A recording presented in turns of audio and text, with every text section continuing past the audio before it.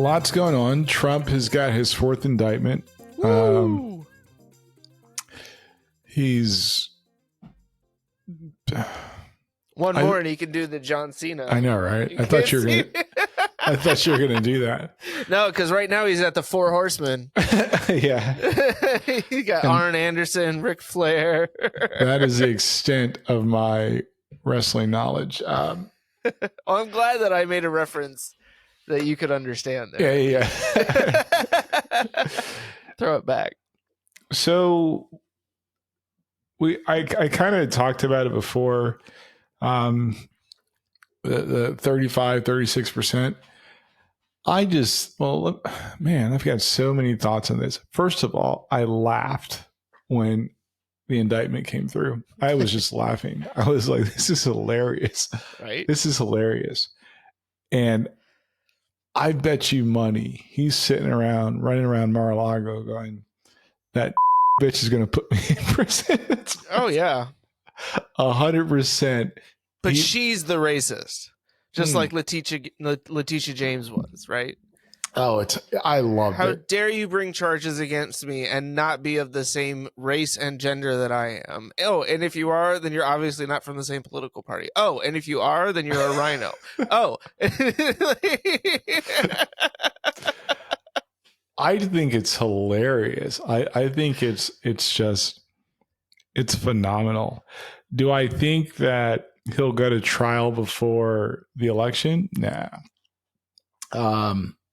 You don't think any of them will go to trial before election? I think one will. Okay. Do you think the hush money one in New York, or I think that'll pause for the January 6th. Okay. So you think they'll do that one first, basically?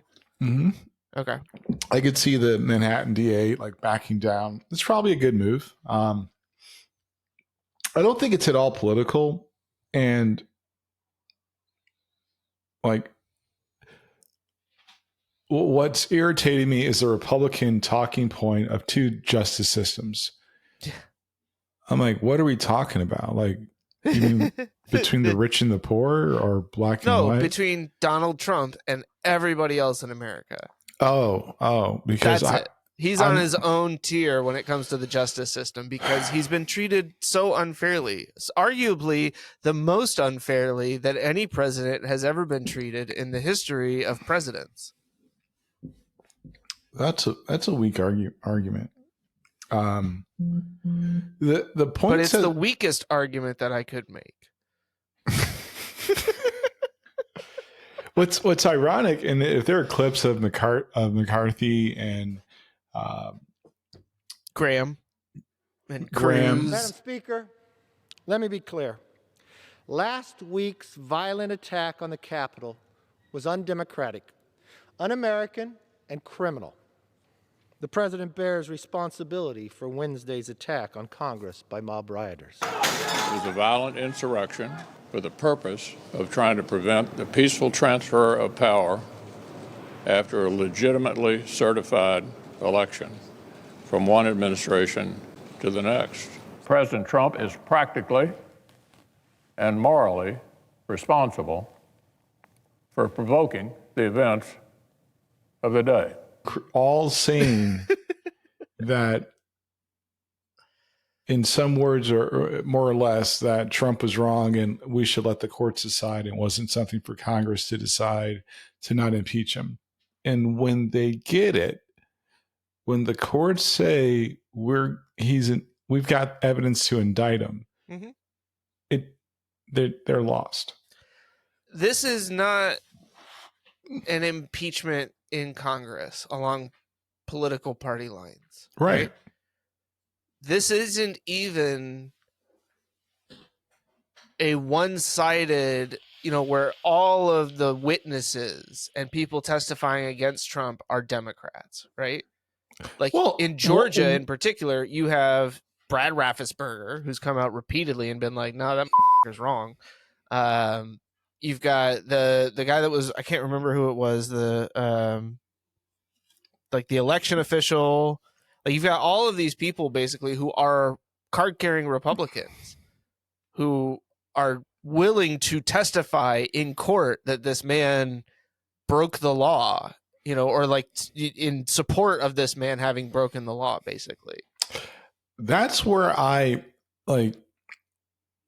The other point I was thinking about was there are like when Republicans talk about, now, to be fair, they don't do it and they never have done it. And as I've gotten older, I realize they don't believe in these things. When they talk about policies, I'm like, I support that. I support that. I support that. Law and order, I'm on the fence because there are different justice systems. I won't say there's two, but there are. Mm-hmm. But for them to be like we're the law and order party, and just be completely okay with somebody that doesn't care about anything related to the law is insane to me. It's absolutely insane. I still, for the life of me, don't understand how you can possibly say that you are the party of law and order, and yet you, like, basically stood against all of the police officers that defended the Capitol on January 6th. Like, voted for them not to receive medals of commendation. Argued that, Brian Sicknick wasn't, that the January 6th attack had nothing to do with his death, that people like Ashley Babbitt were real heroes and not the police officers that stood there and defended the Capitol that day. Well, only Trump said that, to be fair. To be fair. Only Trump called Ashley Babbitt a hero. Yeah. But did any of them come out and be they all ran like little bitches. He's wrong. They all ran like little bitches. Like, that's the part of, but I'm not going to make another clip for you to put on YouTube Shorts. But even Josh Hawley, right? So these guys are so big and bad and tough and whatever the case may be. All those things can be like things that we see, but what really fascinates me is even Giuliani, right? Mm-hmm. And it all ties into Trump. They don't care about the people that help put them in office at all. Like, just stop believing that. Giuliani with his famous clip of, I say we do trial by combat. And if we're wrong, we will be made fools of. But if we're right, a lot of them will go to jail. So let's have trial by combat. Bro, you're not up for that. You're not built like that. Stop lying. You're not that guy. You've got John Eastman. And all we are demanding of Vice President Pence is this afternoon at 1 o'clock, he let the legislatures of the state look into this so we get to the bottom of it and the American people know whether we have control of the direction of our government or not. Sit down and shut up. You're not qualified. And the fools that I just think it's hilarious, man. And the thing about Georgia is he's got to do 5 years. Like, I just think that's poetic to me. He can't pardon himself if he somehow found a way to, win the 2024 election. So, in theory, God willing, that never comes to this, we could have an incarcerated president in 2024. That's amazing. Now, would he be under house arrest at the White House? Would that be?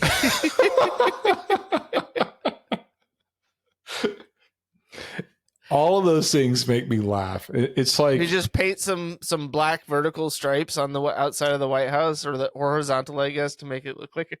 What's hilarious is the judge in the federal case for January 6th says running for president is your day job. Like, you're not special, dude. Right. It's not, for me, it's not election interference. It's a test of two things. Is the United States the country that they try to play on TV? Mm-hmm. And are the Republicans a a party of honor. And the first question could probably be answered if these things go to trial. Mm-hmm. The second question is up in the air because they only care about the Trump voter, the diehard Trump voter that keeps them in office, one way or the other. What is it? 6%, 10%, something like that of the total electorate? Yes. That's all they care. That they can't win without. That they can't. Right. They are irrelevant. And that's where they are, right? Like that's what they've decided is that we would rather sell our souls to this devil than fade into irrelevancy. And I mean, it's a combination of the power grabs at the state level and local level, and then what's going on in the Supreme Court. You know, like it's all. The former lieutenant governor of Georgia, lieutenant, I can't remember his name. Jeff something or another. Jeff Duncan. Okay, my brain beat Google. That's probably why my Google skills aren't great because my brain's kind of like, no, I got this. He has made this an interesting plea, and it's a crossroads for the Republican Party to be the party of, you know, whatever fallacies and BS they want to spout. The border crisis, like, it's not really a crisis, in my opinion. It's inconvenient, but it's not really a crisis. And, you know, Biden's failed economic, all these things that just don't make any sense to me. It's like they say them and I'm not sure what they are, but I think it's his weak attempt to kind of rile up some conservative values in some mythical part of the population. Yep. When I take that away, the one thing he says that makes sense, the Republican Party has an opportunity to, you know, turn the page from Trump. I don't think it's going to happen because they cannot survive without that 6%. They've made it abundantly clear that it won't happen ultimately. Like, if they haven't severed ties with him yet, what on earth would it take for them to turn against him now? Right? He's lost multiple elections for them. What, 3 in a row now?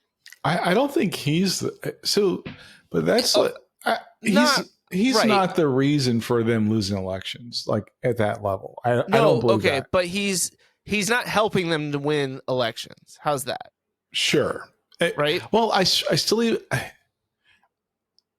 I don't. I love you, but that's pundit speak, right? Even when the Republicans say that themselves, it just sounds stupid. When Trump's on the ballot, we lose. No, people don't. It's not about him being on the ballot. I'm saying like the people that he handpicked, essentially. Right? That's fair. That's fair. Okay, I'll give you that. He's sitting there, not him specifically, but even the midterms and stuff like that, where he's sitting there basically like, oh, this is the person that people need to vote for. And then it turns out, oh, wow, like that's a shit fucking person. I mean, Herschel Walker, right? That was, I mean, not that other people in the Senate didn't ultimately get behind him, Mitch McConnell. But, you know, Trump was like, oh, a big Herschel Walker supporter. Well, that's fair. I'll give you that. But I think that when that statement's made, people should be more specific when they say it, because it's really frustrating. It's like Trump is not necessarily the problem. It's the 6% that you really don't have, right? You don't. It's the Republican Party is not a Big Tent party. Period. End of story. Right. I mean, they've made that abundantly clear, right? Right. Like, you got Uncle Tim. They are a small tent party that is like 98% one flavor, and then you got a little mix in the other 2% here. Let's remove that ethnicity from it, right?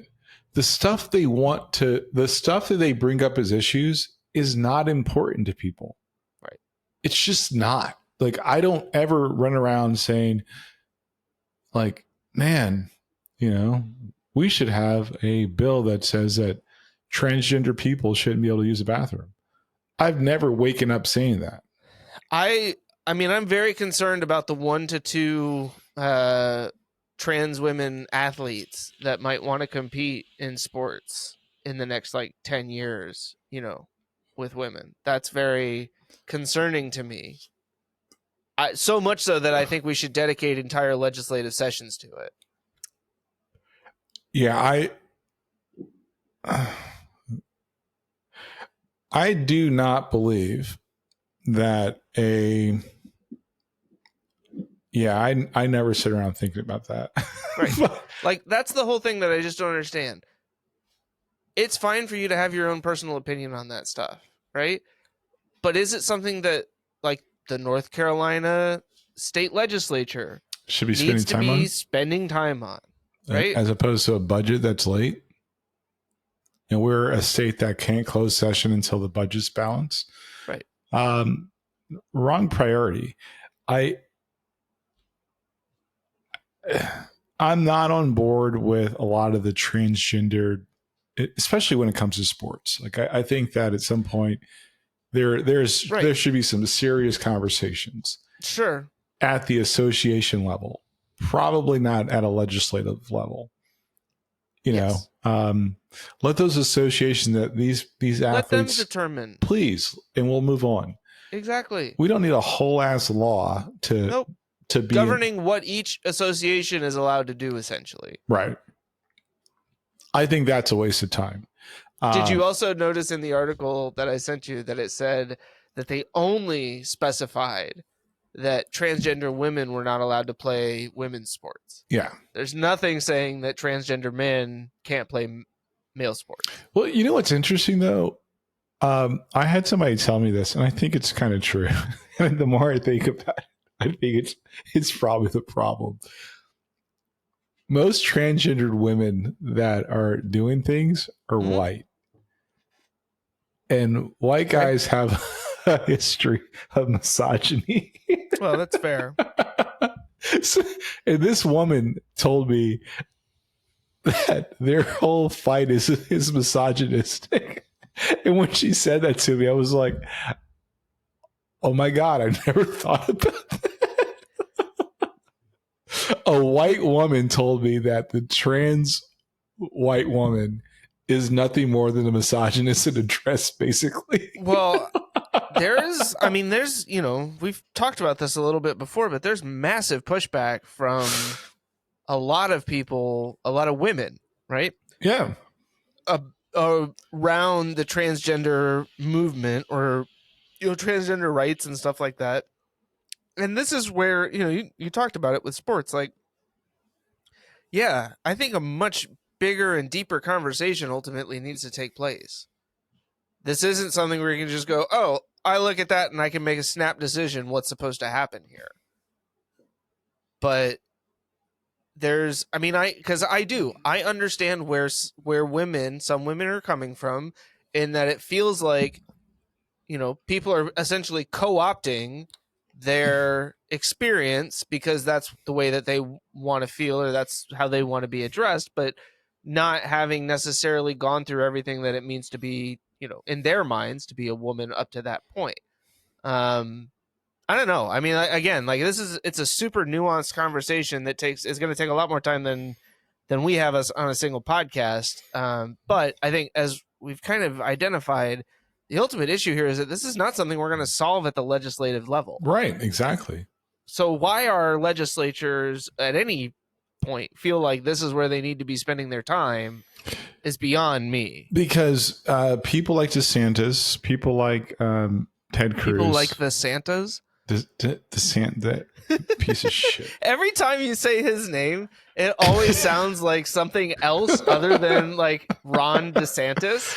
Like, usually if you say Ron DeSantis altogether, it sounds like Rhonda Santis. Well, and now it just sounded like he deserves Santas. He called Kamala Harris Kamala, and that really kind of pisses me off. Like, when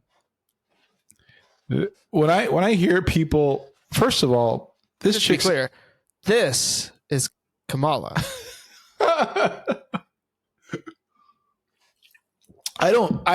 I'm not like a big Kamala Harris fan after the debate.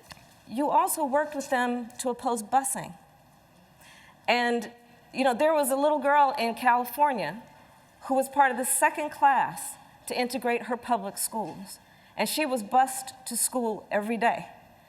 And that little girl was me. I was part of the second class to integrate Berkeley, California public schools almost 2 decades after Brown v. Board of Education. Because your city council made that decision. You know, that wonderful clip where she just had to say, Joe, that was me on the bus 6 times. Yep.